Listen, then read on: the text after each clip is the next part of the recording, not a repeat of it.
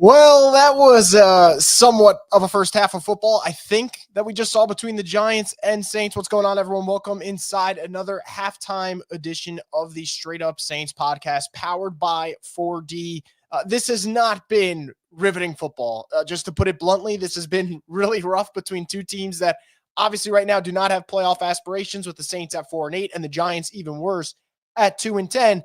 And there's been maybe some fun moments in this first half. I think the Kendre Miller touchdown run was exciting to see, although I do believe it's a little ridiculous that he doesn't have a lot of usage right now. I'd like to see, at least a couple of more carries for Kendre Miller in this game. I think that the Saints have gone away from that, and I think that's a little bit frustrating. I'd like to see them go to both running backs and utilize that two-headed backfield instead of just relying on AK, but such is life. So outside of that, the run game is struggling with Alvin. Haven't really gotten him going. Derek Carr's, doing the usual under pressure, throwing some hospital balls. And he started off this game really well. There was a sequence on that 98-yard touchdown drive where, a really nice strike to MVS, really nice pass to Juwan Johnson, the throw to Dallin Holker. So if they could get Carr feeling comfortable again, they should be able to put this game away. But my main takeaway were these two things here. First, the Saints have too many negative plays on offense, 8 negative plays. Just not what you want to see, especially when the Giants are missing Dexter Lawrence, right? This is a game where without him in the middle, they should be able to have success. And the fact that they're not is pretty concerning. And then the second thing, as bad as the Saints have played, in my opinion, and they've looked really rough on offense in this first half, the Giants are god-awful.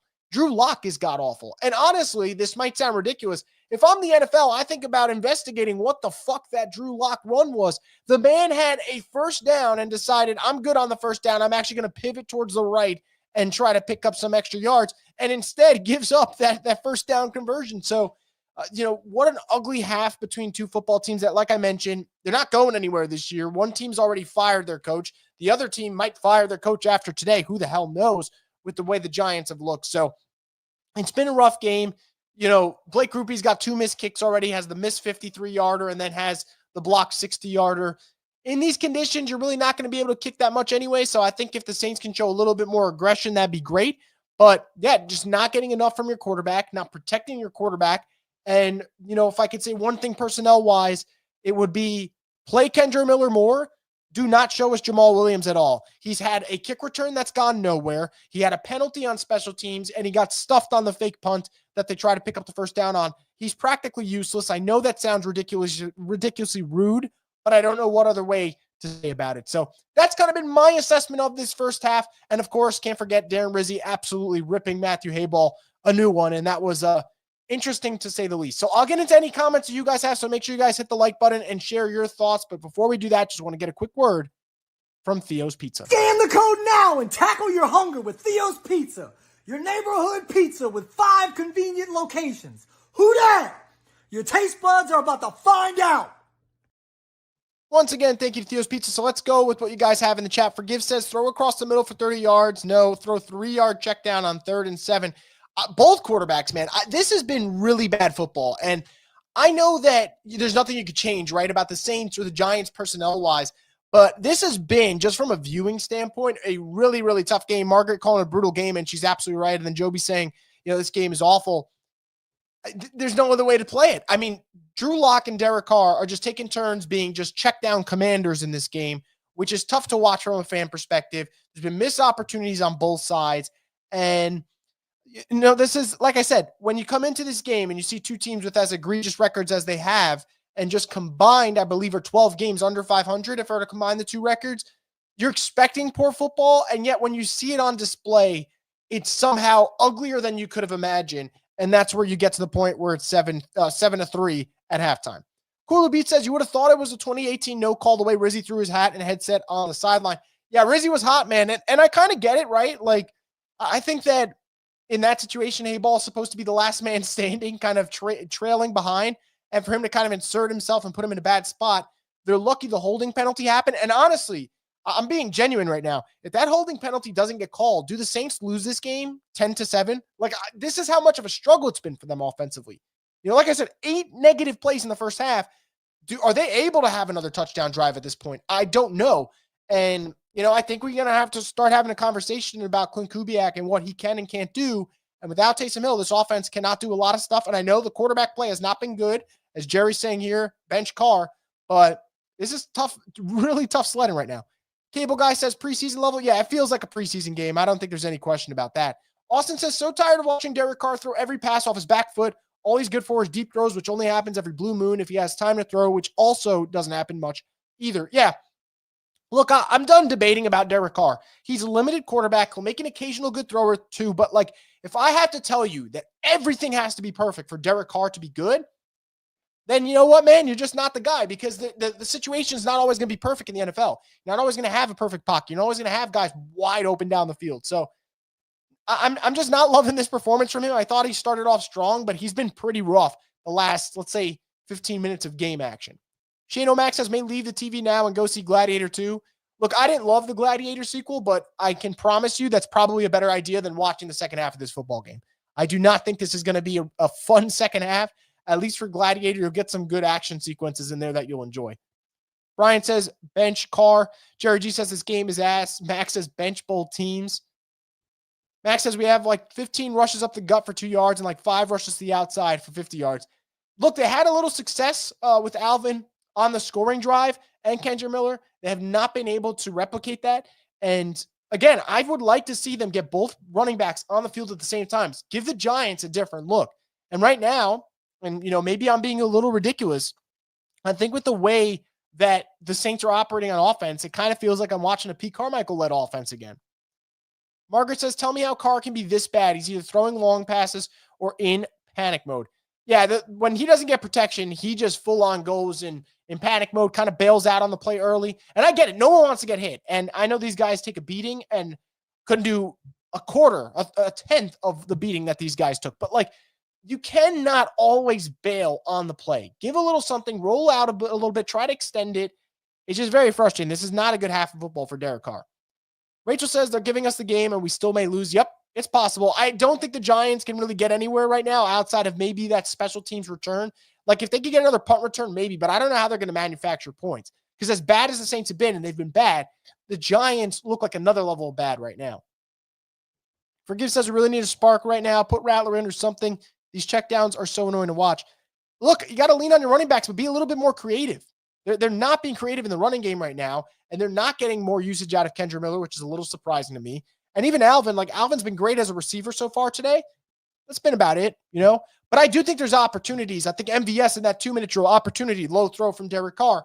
Derek Carr rolls out, tries to make a throw on the run, albeit a really tough throw. Kevin Austin ended up getting opening just over his outstretched hands. So the Saints have had chances. They just haven't converted.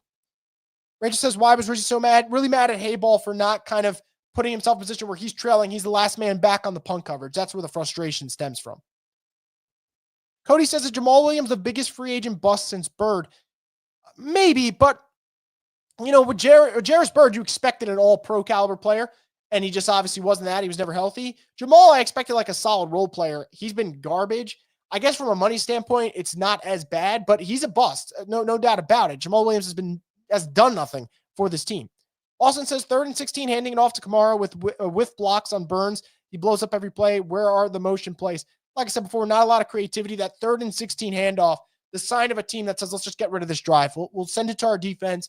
And look, some good defensive play in this first half. Brian Brzee, now up to 7.5 sacks on the year. Demario Davis is flying around the field today. I would argue this is the best he's looked in a couple of weeks.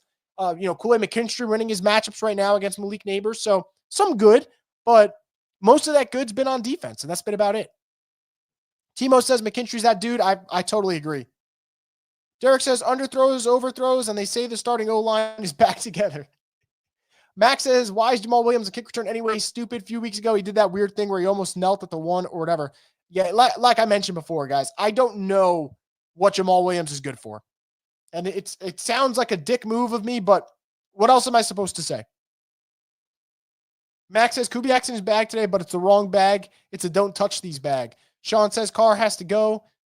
Derek says Kubiak's hands are tied with Carr. Forgive says this roster may be worse than I thought. We only have one good player, and he's a 30-year-old running back. Yeah, it's not a good roster. I mean, like I said, look at the receivers.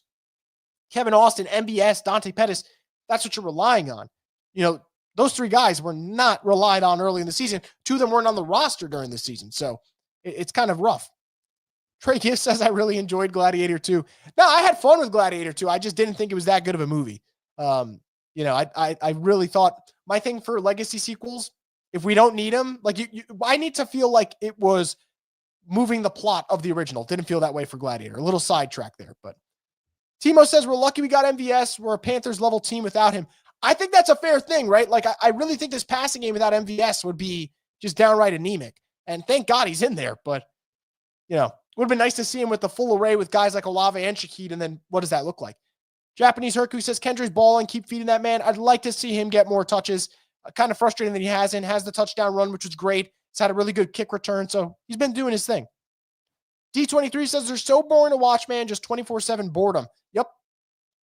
No question about it. I mean, like I said, guys, I knew we would get to this point in the season where it would get really rough.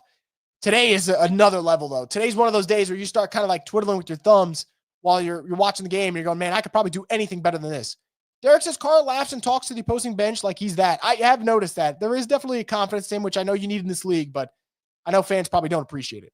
Ryan says, Carr hasn't been good, but the fact that y'all can't see that Kubiak's offense isn't going to look good with anyone is depressing. The scheme is dog shit. Ryan, I agree with you. I don't think Kubiak is good. And I think like anyone who's like listened to me the last couple of weeks, I've been saying, everyone was worried about Kubiak leaving. I'm okay. Like, just don't let the door hit you on the way out. I don't think Kubiak does enough. And now with the second half, which is where he usually struggles to make adjustments, let's see. Can this offense get even worse than what he's at?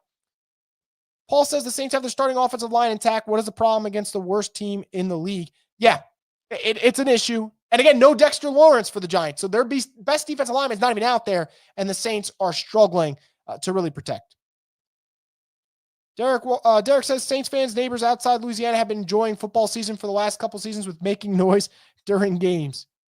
Timo says just get AK these passes and run Kendrick Moore. Yeah, I think that's probably the key to the second half, which is about to start. So we're going to wrap it up here for this halftime show powered by 4D. I want to remind you guys, we will have our post-game live stream. Probably won't be the most animated, depending on what happens in the second half. Who knows? Like, if this goes sideways, you lose to the Giants, let's start talking about whether or not they can weasel their way to a top 5 pick, because that's where a loss would probably do. So we'll see what happens. We'll be back in about, let's say, 90 minutes from now when this second half comes to an end here on the Straight Up Saints podcast, the destination for the Who Dat Nation.